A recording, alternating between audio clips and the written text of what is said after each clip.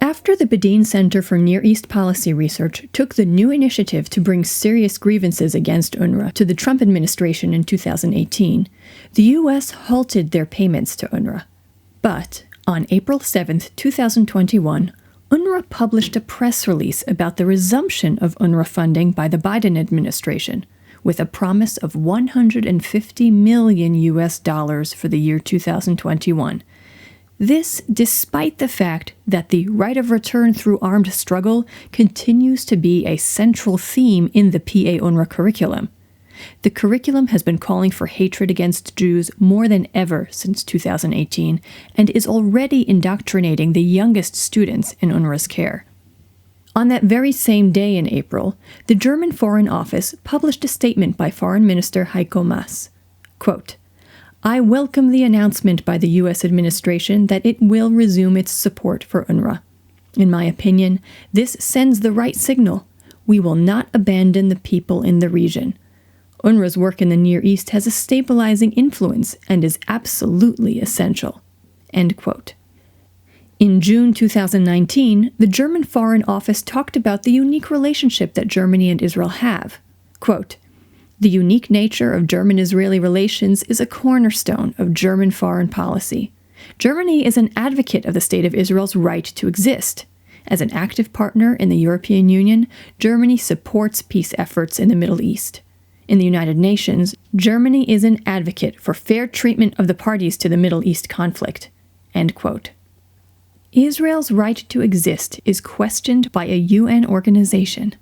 Her almost 7 million Jewish citizens are under threat by UNRWA's agenda, and Germany consistently votes for most of the UN resolutions against Israel since Heiko Maas took office as foreign minister 3 years ago.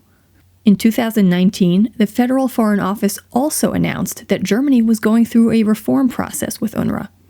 According to the former State Secretary Andreas Michaelis, transparency and the involvement of donor countries in upcoming reforms are the top priorities.